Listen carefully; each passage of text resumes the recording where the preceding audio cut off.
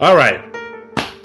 Well, let me begin by apologizing to Dave Pace. Dave, I'm sorry. I'm sorry because this is a film that should have been assigned to you. My piss poor scheduling has now been combined with piss poor assigning. What a fuck up. 2014's Kill the Messenger has Dave Pace written all over it. It wouldn't matter if he disliked it, liked it, or whatever. It's a story that he can translate here better than anyone on this show. Dave, it's no secret you dabble in a conspiracy or two, and this film hits the nerve center in the body of conspiracy. It's driving at core problems: government corruption, social inequalities, journalistic integrity, the war on drugs. It's a conspiracy theorist's pot of gold. Dave, I sincerely hope you can accept my apology, because I'd be far more interested in hearing your take on this film than anyone else's on this show. And no offense, fellas. No offense whatsoever. So anyway, Jeremy Renner once again turns in a stellar performance, this time as Gary Webb, a California journalist who uncovers a plot surrounding the CIA arming Nicaraguan Contras and helping cartel cocaine trafficking into California that saw the rise of the crack epidemic in the 1980s, particularly in Los Angeles. Webb endures threats, time away from his family, and media blacklisting to get his story, The Dark Alliance, to the masses. Now listen, most conspiracy films are completely and totally unwatchable. Seriously, they tend to be so one-sided that they lose focus. Kill the Messenger is one-sided, but it somehow never lets you lose sight of what your actual and personal opinion might be. And it doesn't try too hard to turn you against government and corporate media. It simply breathes slowly and honestly concentrates on the torture that Webb probably went through trying to unravel this mess. And Renner is spectacular as Webb. I was drawn into his world immediately. He never lets go from start to finish, and without his wonderful, passionate take on Gary Webb, this film could have easily failed.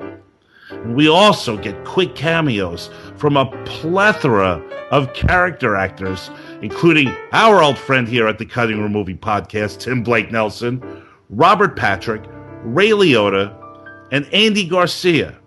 And they all do excellent work adding to the story.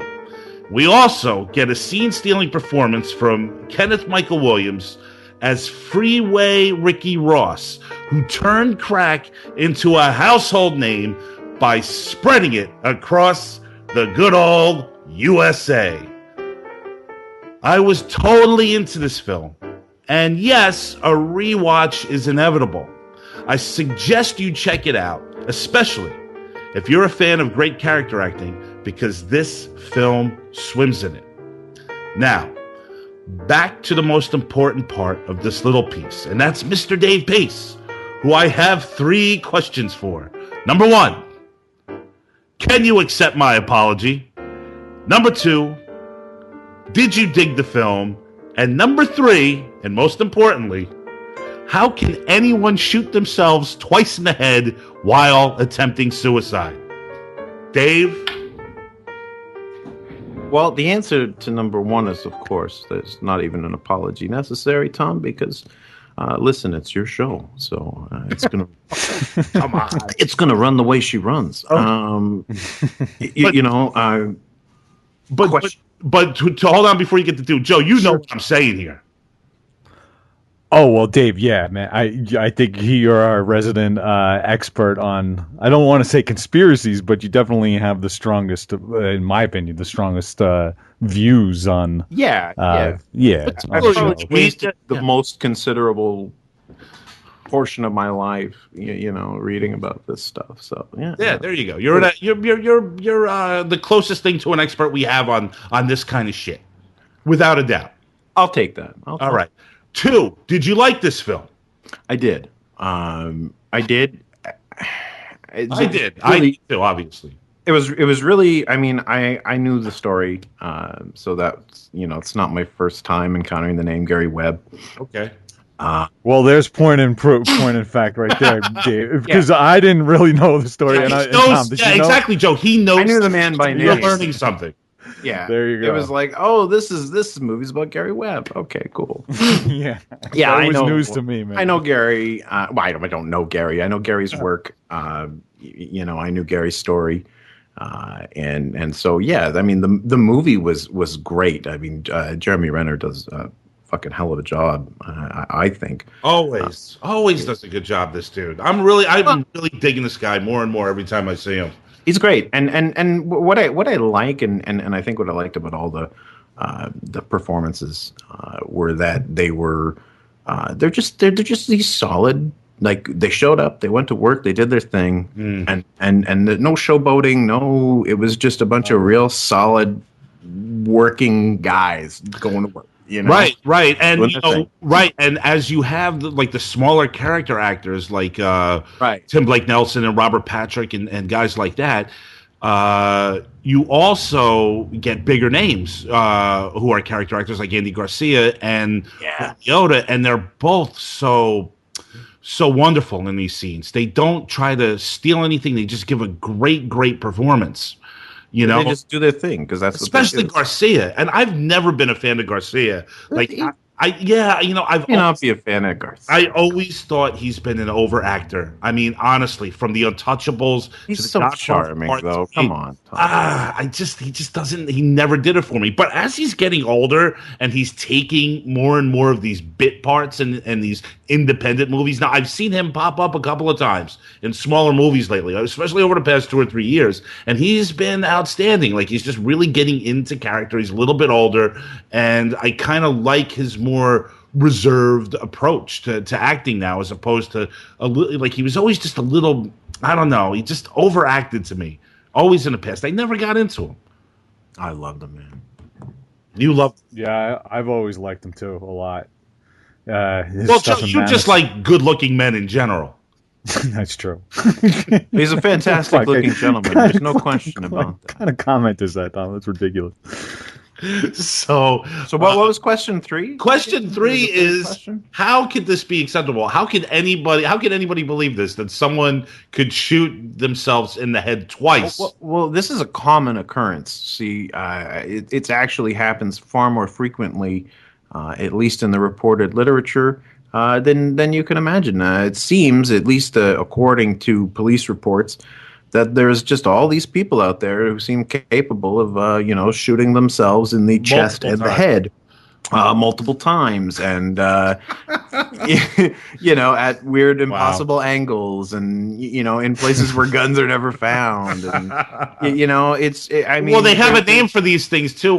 They're called magic bullets, right? Yeah, right, exactly. And so I mean, it's just funny how that fucking happens, isn't it? It's just really amazing, isn't it? Like, I mean, this guy that we've been running a smear campaign against and telling everybody he's fucking crazy, and then starts acting crazy because what the fuck would happen to you, if people turned on you in public and started telling everyone you're fucking crazy. That's not going to be a good time for you. And then, oh shit, you turn up, oh, he's dead, Yeah, and people that's go, what crazy people do. They kill. of course, and they go, yeah, well, Well, of course that would happen to him. He was depressed. We read all about it. There were all these stories, Right. and so yeah, I mean, how does this happen? You become an enemy of the state, and that's how that happens. So he died. He died in what, 2002? Yeah, about 2003, I think, Joe. Definitely okay. about 6 or 7 years after he first wrote the Started initial on. piece. Yeah, yeah, and he kind of, I mean, after this, he stopped. I mean, he wasn't writing, for any newspapers after this. Now, I know he was doing some kind of freelance work, right, Dave? Yeah. Like, I don't. Yeah, he did. He like did research, freelance a bit after, like, and like and research kind of stuff. yeah, but he never did any, like, he was never doing the kind of reporting he had done previously. Well, I mean, what do you think happened? Right, like 2004. Right. He died. It says he died. So like that, what the yeah. fuck do you think happened? Was Gary Webb a good writer? Gary Webb was an excellent writer. Was Gary Webb telling the truth? Of course he was telling the truth. We know he was telling the truth. We know now absolutely 100% that Gary Webb was right, and Gary Webb was telling the truth, and he wasn't making the story up. Yeah. So I mean, so why did Gary Webb go from being an award-winning reporter on a rising career to being fucking nobody and being persona non grata? Like, how does that happen? Yeah, and more importantly, how does the work basically go unforgotten? I mean, yeah, there's a movie and everything, but I mean, this is important stuff, and it's important stuff to know things like this. And it always amazes me how this stuff just gets lost, and nobody cares, and we just move on, and things, then something else happens, and then we move on from that, whether it's, the Kennedy assassination or something like this, or even 9/11 or whatever it might be. It just amazes me. I mean, see, to me, it's far more interesting to ask this question: how does all this shit just get slid underneath a rug and basically forgotten about? Like, why don't people care? Because people don't want to deal with it. Tom, listen to me. I heard about this story in the mid 1990s. Okay, I first learned about Gary Webb from Jello Biafra, who was the lead singer of the Dead Kennedys. I was a huge Jello Biafra, Dead Kennedys fan, so that's how I first learned of the whole, fucking CIA getting, trading cocaine for cash to buy weapons for the, the Contras, right? So I just totally lost my train of thought. Well, I'll tell you why. To answer your question, Tom, why I went on the probably one of the most popular websites in the world, yahoo.com, right? It's where I go to sign into my email and all that stuff. Here's why shit gets lost, because stuff like this could be it can be reported, but it's reported with the same amount of news space as Tidal is such a bomb that Kanye has already deleted any tweets. Farrah Abram, the most shameless celeb ever. Wow. Tim McGraw and Faith Hill's daughters are all grown up. Spoiler, 2 Marvel characters are getting married. Mom, 3-year-old daughter discriminated against for school photo. It's fucking Pregnant true. Popeyes manager fired after refusing to pay for armed robbery. Okay. So, and you know what's at the, in the bottom of that? Auschwitz guard calls death process very orderly. Jesus Christ. So, I mean, and that's just random. Right. We've come up again. We've talked about this stuff with Man Bites Dog, and I think you guys were definitely talking about it a bit with Natural Born Killers. It's the disproportionate news coverage of sensationalistic stories, like a Popeyes robbery. Look, is a fried chicken joint's robbery important? In a sense, locally, it is. Locally, but because maybe is the girl who's discriminated against because she has Down syndrome, her photo, whatever. Her mother's having a hard time. It sucks. It shouldn't happen. But should it be given more news coverage than Gary Webb being? Of course not. You know what I'm saying? Right, Joe. You're onto something here, because what's going on too now. this is where most people get their news from. You're right, by opening up Yahoo and getting this like little news feed, and now it's becoming more and more personalized. So if you're a moron that like clicks on to the what's his name, Kanye West or Right. Jennifer Lopez's ass or your any dumbass reality show, your news feed is now programmed to just give you those type of specific news items. Right. And these are like you have like your news is now personalized. So well, somebody determines what's news and what's not, and the decisions that go into that are, I don't know.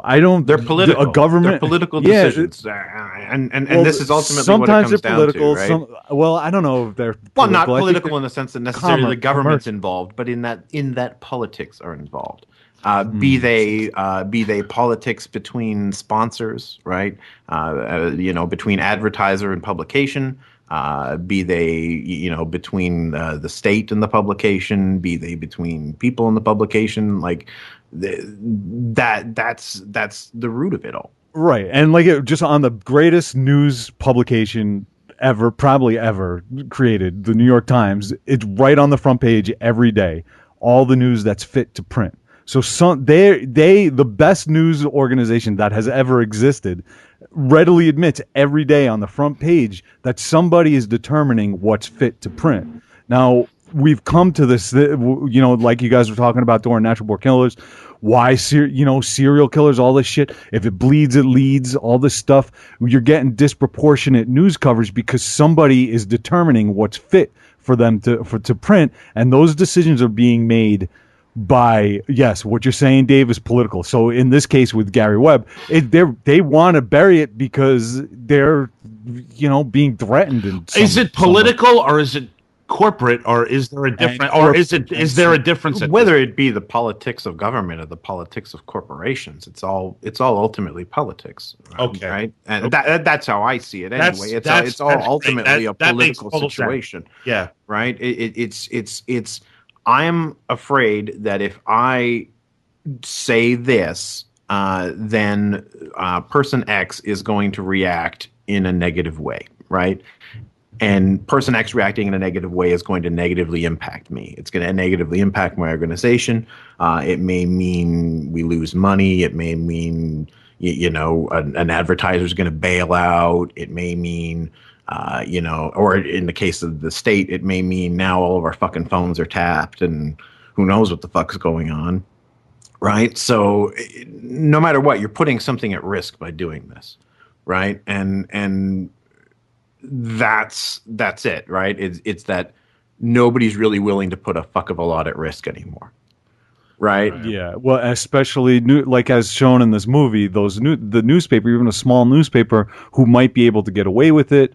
All these people, in theory, their ideologies behind, telling the truth and getting the truth out there, they were all up in arms about, not because they weren't the one, because they got scooped by this small newspaper and they didn't get it. But then, the CIA puts things out, they turn their spin on things, and then all of a sudden it's shut down. Genius. And he's basically ridiculed. So what you have in effect is he had no chance.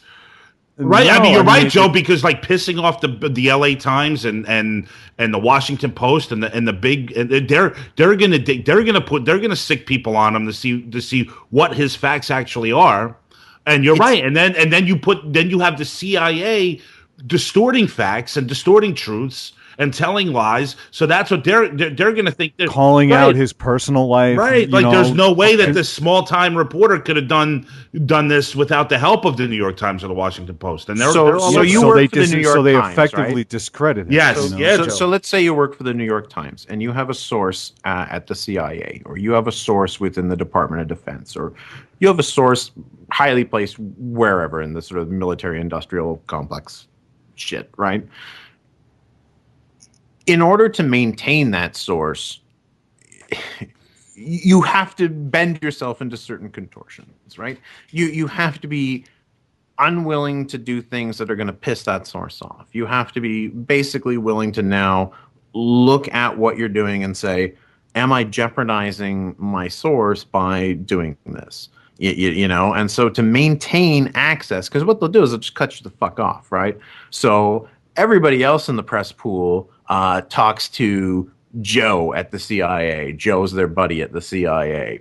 And if you piss Joe off, he cuts you the fuck out. So you don't get any more, you don't get any more fucking little press packages. You don't get invited to junkets anymore. You know, you don't get fucking so you basically have to, you don't get comment on shit. You have to report what Joe is telling you to report, essentially. So absolutely, he's creating the news. And he could be telling you whatever the fuck you want, because these news reporters want a pass to get into the press room. You know what I mean? Absolutely. Yeah, and that's this is what happens, right? Like this is the kind of influence peddling basically that goes on. So it's like, hey, listen, you know, I might know some shit about the CIA that Joe probably won't be happy with me reporting on, but is important for the American public to know and important for the global public to know, but you know what? If I do that, Joe's not going to invite me to the party anymore, right? And I don't get all the little party favors. So I need to keep Joe. And I think I'm doing my job by doing this. This is the crazy thing about it, right? Like I'm the reporter, and I think now this is my job, is preserving this access, right? And maintaining this access relationship. I mean, if you want to look at somebody who does press in just the most insane way. I mean, look at Apple. Okay, look at how Apple handled it. Have you ever fucking heard Apple comment on anything? Like, go look at any fucking article about Apple. You will not hear Apple spokesman says this or that. Apple spokesman says fuck all. Right? Because they don't have to talk to you. They don't have to fucking talk to you. You're begging to talk to them. So you'll sit there and fucking do anything to make sure that you get the passes to the fucking Apple conferences. That's interesting. To make sure you get the fucking swag from Apple, to make sure you get sent the new fucking, you know, iPhone every time one comes out. You get you get one to review, right? Like, to maintain your status in that circle, you don't fuck with Apple. Okay? Yeah. You don't fuck with Apple. And the people who did got fucked for it. Right? Look at the website Gizmodo, okay? It's part of the Gawker Media family of sites, right? They had somebody find a prototype iPhone 4, I believe it was. And nobody had seen one yet. No, Apple was literally prototyping it. They ran a story on it. They published photos of the fucking thing. They published a breakdown of the thing, everything. Right? That's what you do. That's what you do if you're a fucking news organization and you find a goddamn iPhone 4. You publish the pictures. You fucking announce, holy shit, we found this thing, right? That's news. So Apple's response, they pulled $1 million in advertising from Gawker Media that day, canceled $1 million ad account, and never spoke to them again. And I'm pretty sure they're back, you know, together again.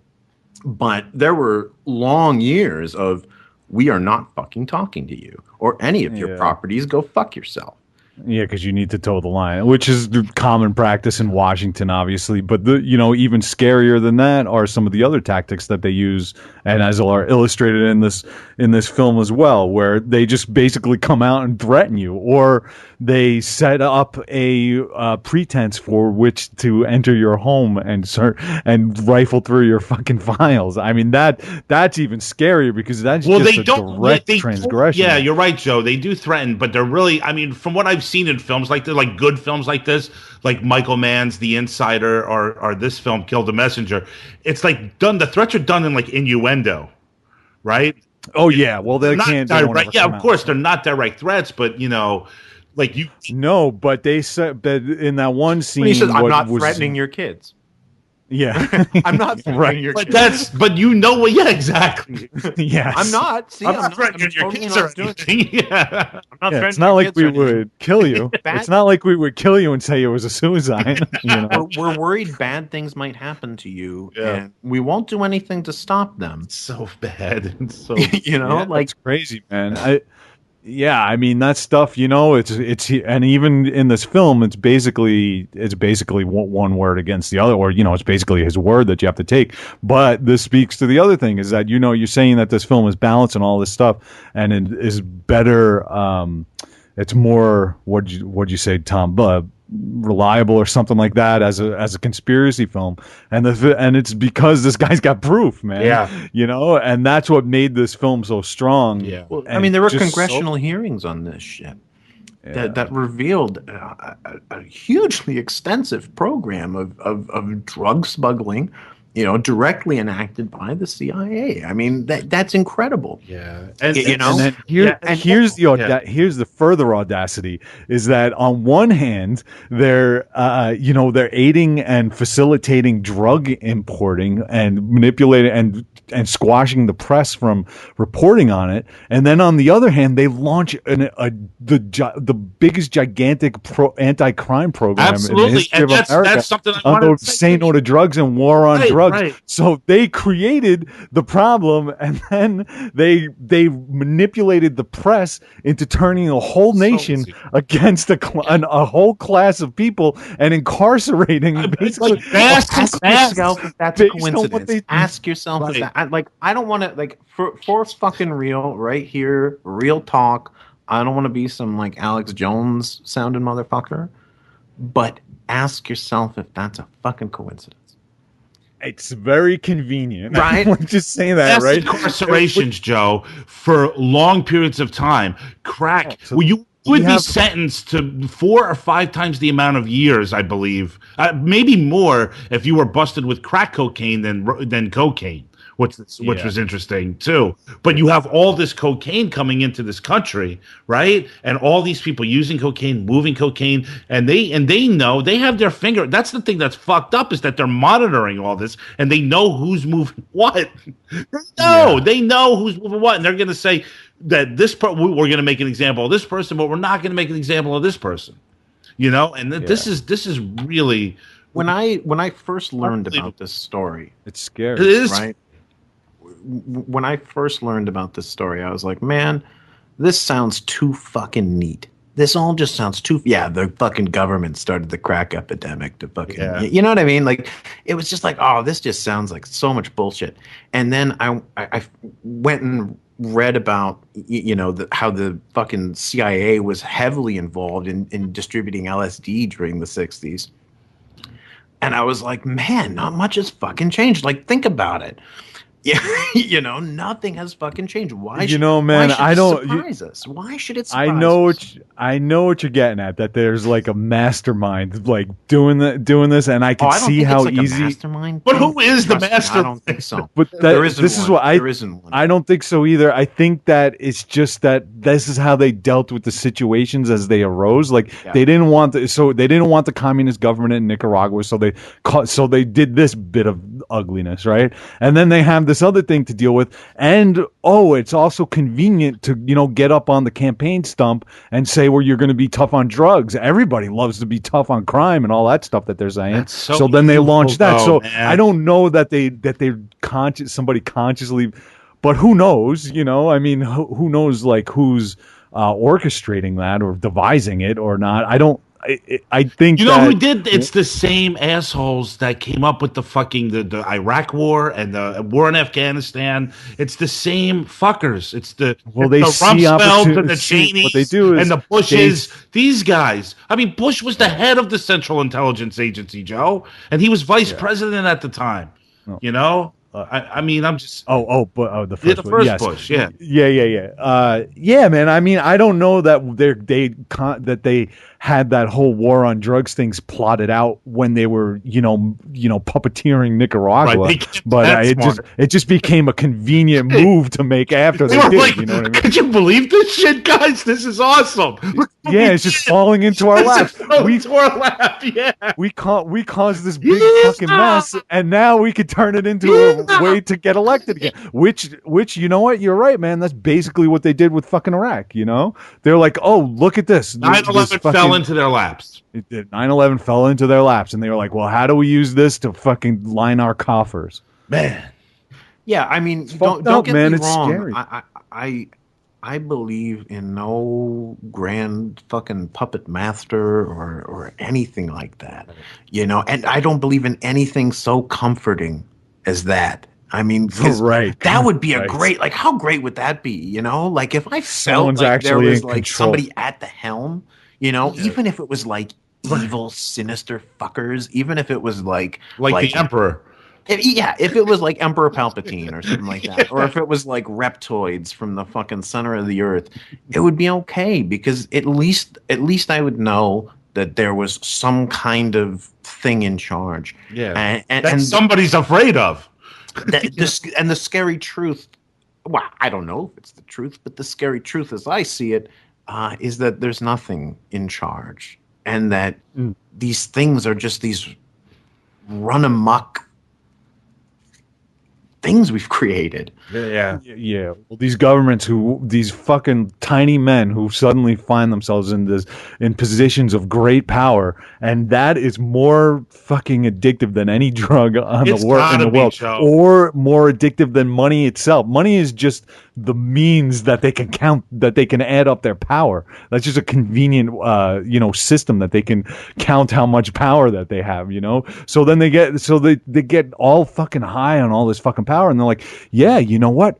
Let's fuck this guy who bombed the Trade Center. Let's start a fucking war over there, and that's all that's going to do is benefit us and show us out that we're in fucking charge. It's just the same shit here, man. We bring it. You know what? We could take that government down, and no one will even know. That's how powerful we are. Let's go over there and talk to these fucking, what are they called, the Contras, and then set them up against Sandinistas.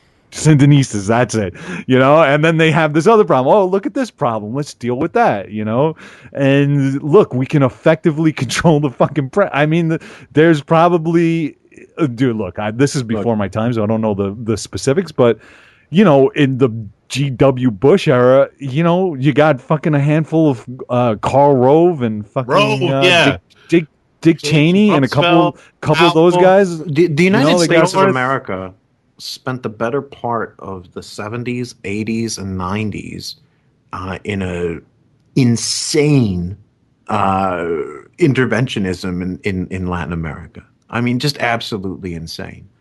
Yeah. The amount of there was a training school in the United States called the School of the Americas, which was principally used to train the special police and militaries of the juntas that we were.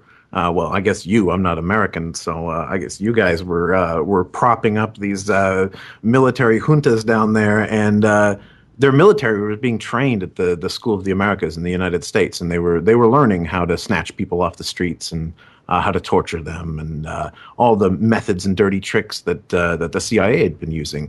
So we passed that legacy along to all these countries over that period of time.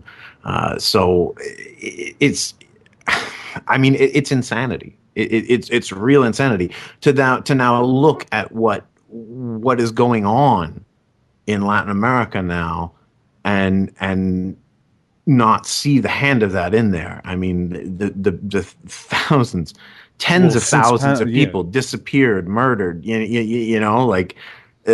Priests, women, children, all kinds of things. People massacred.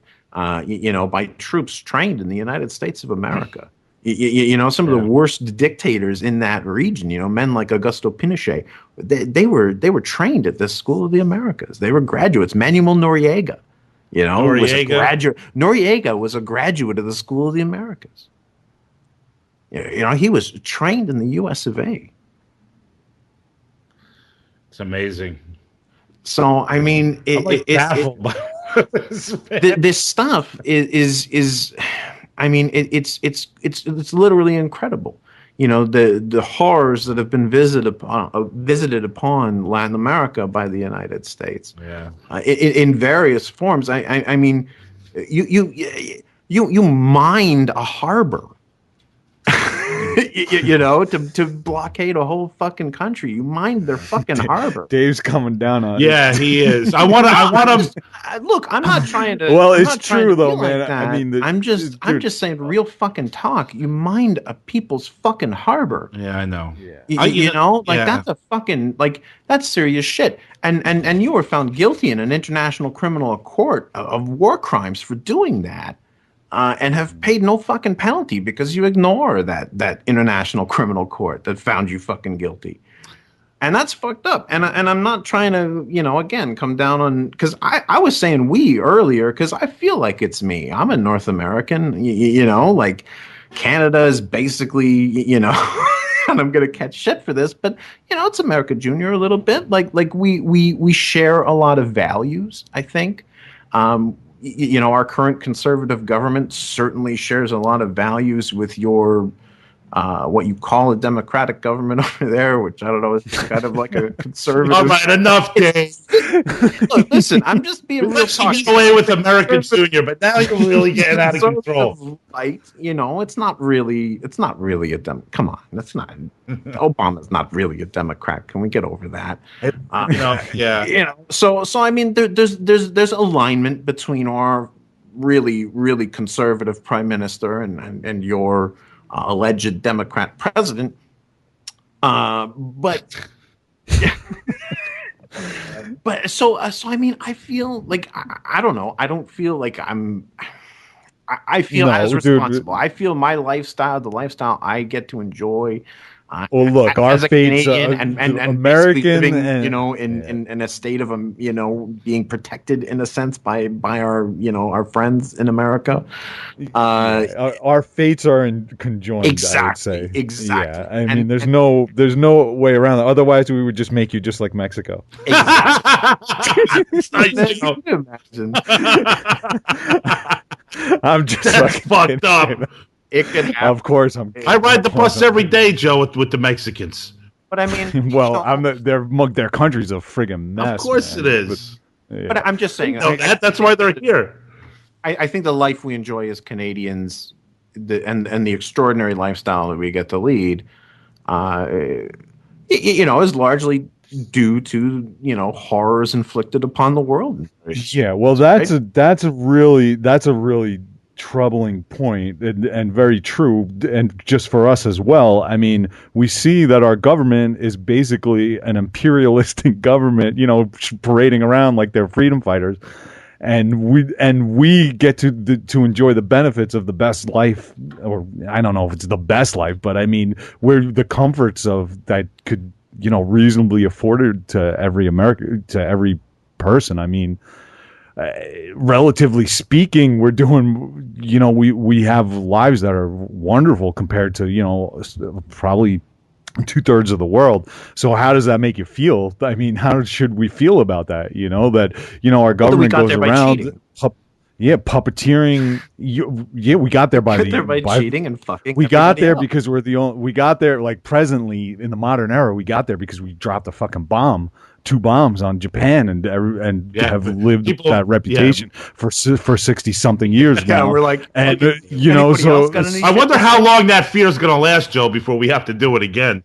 You know what the scariest fucking thought is that it's going to last until somebody else does it, and that's the problem, because we dropped those two bombs, and then we went around controlling the rest of the fucking planet pretty much based on our, you know, fighting for freedom and democracy, and fighting, you know, the evil of socialism and communism, because that really is how we've basically controlled all of Central and the northern part of South America, is by saying that we're aiding in, you know, freedom fighters fighting communist countries, you know.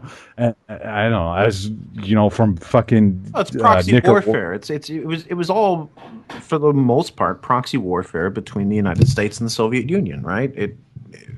The other nations involved were proxies for each other. Right, and I mean, and we've just moved that imperialism. We shifted that over to the Middle East right now. I mean, what's going on there is no different than everything that we've got. We get in there, we set up puppet governments, we funk up we cause states of confusion, and then enjoy the benefits. All right, Gary Webb and Oliver Stone. I'm gonna wrap things up here, man. I got one But more it's scary. quick Let question. me ask you a All question. right, all Tom. right, Let me ask you a quick question. Then Dave's got a question. I'm sorry, Dave. Excuse me. Go for it. So how do you feel about that? I mean, how does that? That's what I was asking. Is how does it? I think I've stated, like, listen. I think we've definitely talked about this a few times before, and this question has been thrown to probably everyone here on the show. And how do I feel about it? Lousy. What can I do about it? Nothing. And the way I look at my life and the way I look at my surroundings at this point, as a 41-year-old man, is that I just have to concentrate on just trying to personally, on a daily basis, just do things that I find amusing, that I find fun, that I find that make me happy. Because in 20 or 30 years, I'm not even going to be around anymore, and it doesn't even make a difference. It won't make a difference. There's nothing we could do. There's nothing I can do, nothing you can do. It's just going to keep going and going and going. And onward it goes, Joe. Yeah. I mean, it's just reality. And there's nothing Gary Webb could do. There's nothing Oliver Stone could do. The only thing that can be done is if millions and millions and millions and tens of millions of people decide together that they're not going to take it anymore and just rise up and make something different happen, whether it's by voting or by force or whatever. That's it. That's the only thing that could change. Can I take a quick shot at that? If 10 million people tomorrow said that they were tired of corporate control and they said, I'm not going to go out and buy anything tomorrow, that would just change everything. It would devastate everything. It would devastate every corporation. But nobody will do that. Nobody cares because, they need to buy their stupid shit, to make them feel better. Can I take a shot at that question? Sure. I once interviewed Noam Chomsky, and you interviewed Noam Chomsky? Yeah. Wow. And he said to me that, holy shit, Dave. Yeah. So I asked him. I basically just said, "What the fuck do I do, man? Like, what do I do? I'm here with you. What do I do?" And he said to me that the advice I give to everyone is this, is protest. He says it's the only thing that's ever been shown to be effective.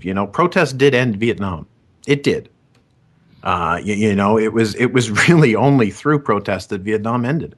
And so his absolute steadfast belief is that mass protest is the only effective means for radical social change, and the kind of radical change that I believe is necessary for us. And that's here in coming North from America. Probably from one of the greatest thinkers of the last absolutely 100%. Yeah. And so this was probably this was in 2002, I think, when we spoke, or maybe it was 2000. I think it might have been pre 9/11.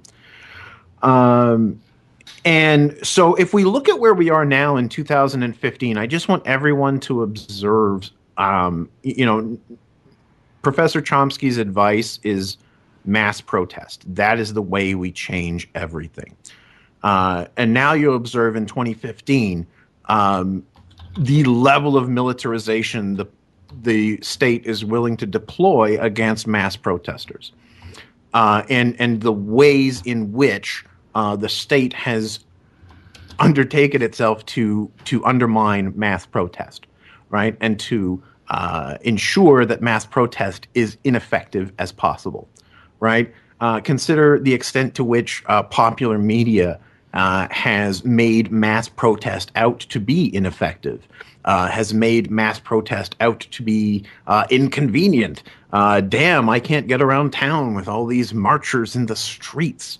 And you will hear people with totally progressive values who will agree with sentiments like that and go. But that said, there is another side of that, though, Dave, because in 2002, people weren't in the streets. And I think that the Occupy movement did quite a bit to... Absolutely.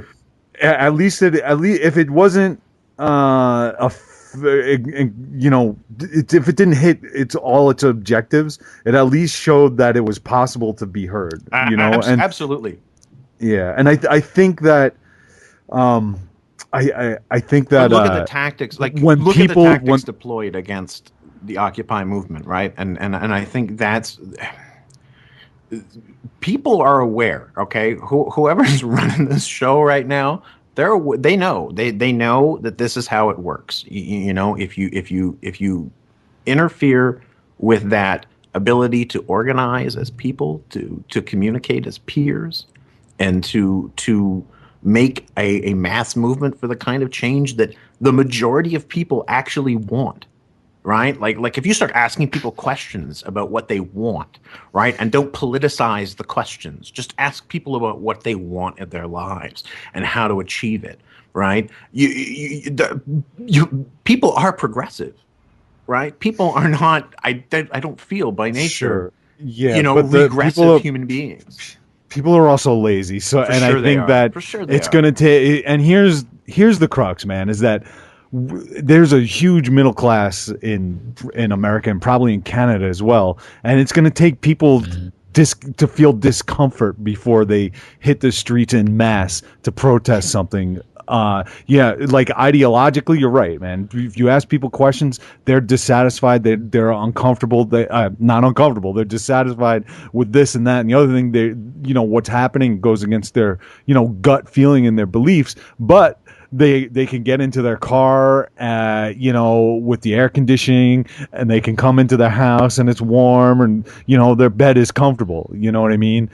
During Vietnam, it was different because your neighbors were dying. And that was enough to make people uncomfortable enough to take, to band together and rebel, And listen, like one of the reasons that this all concerns me is that I feel like the state of mass protest in today's day and age, I feel it's under threat in North America, and I worry about that. Because I always think about what Chomsky told me, like that's stuck in my head. It's like, I went and asked the guy, what do I do? Yeah. And that's what he told me, and I don't know, man. I think about it a lot. Yeah. Anything else, Joe? No, I know that we need to wrap this up, Tom. I mean, I could continue. We could obviously, but we can continue it next week. Definitely. I just want to say hi to Max Cook real quick. Joe, Dave, Max is here. Sorry, Tom. I think Max has all of the answers. That's what I was hoping for. Please, Max, enlighten us. Jesus, I felt like I just walked into a funeral.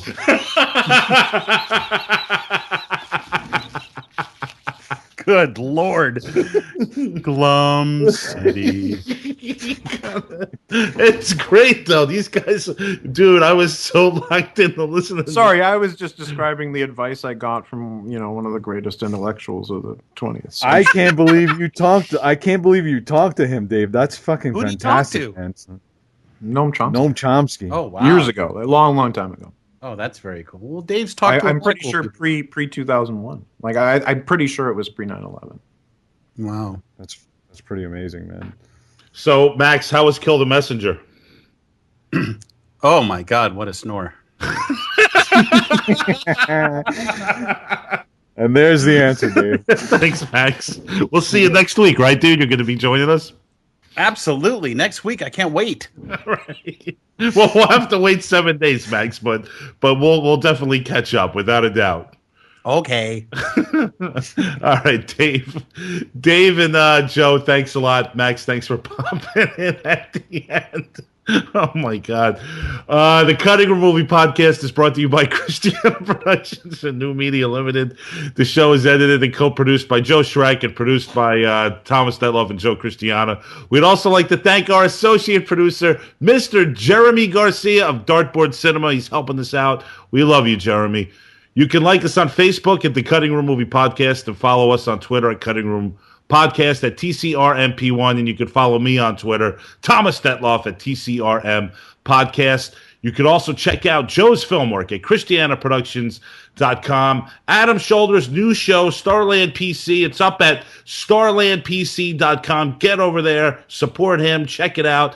Check out Max and Adam's Bowler Hat Productions and their Mimosa podcast show at MaxCookandTheCounselor.com. And check out Max Cook's blog at MaxCookUncorked.com. Max, you got some really cool stuff going on there, right? I mean, you just had a great talk with someone. You're posting some crazy videos. What the hell's going on over at Max Cook Uncorked real quick? Oh, it's awesome. I just went to the Long Beach Grand Prix. I'm editing 2 videos for that. I'm getting free wine sent to me all the time. I'm actually backed up on Max. Are you really just in it for the wine, Max? Yeah. That's what it's all about. Well, there's no other reason. What is going on? Who's sending you free wine?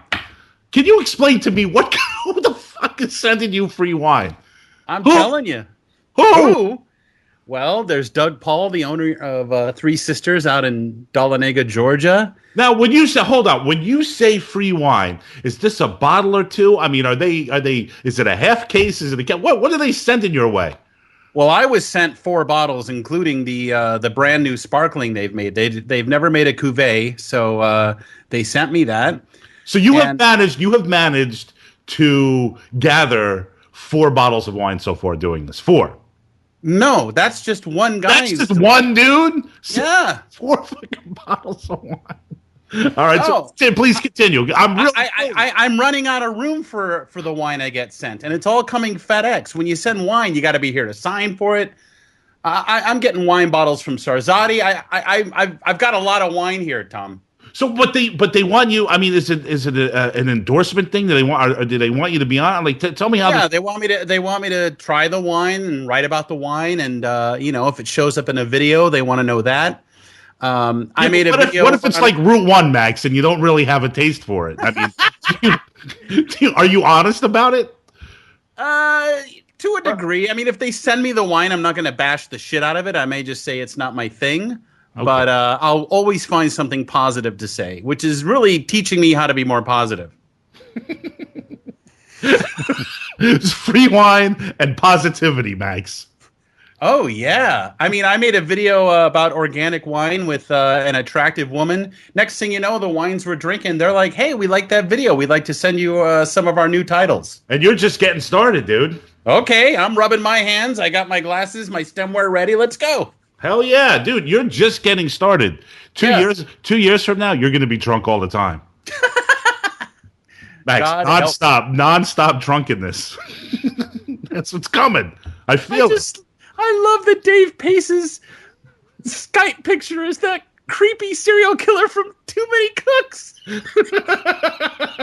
Too Many Cooks. Best film of 2015. I watched that. Best film of 2015. Too Many Cooks. And it's my favorite fucking thing I've seen all year. Hands down. Kills everything. Steve wanted to do a mini episode on that. I swear to Christ I did. I love that movie so much. Steve would have written an intro of all intros for that. I would have sucked that movie's cock like fucking Sasha Grey, man. Nice. All right, guys. Music from The Cutting Room is done by the Zillatones. Check them out at www.thezillatones.com or search for the Zillatones at ReverbNation.com. Hey, we're going to be back next week with more drug trafficking films. We're going to be doing The French Connection. Max is going to intro that. Mr. Dave Pace is going to intro Blow. Until then, we're over and we're out. Ciao.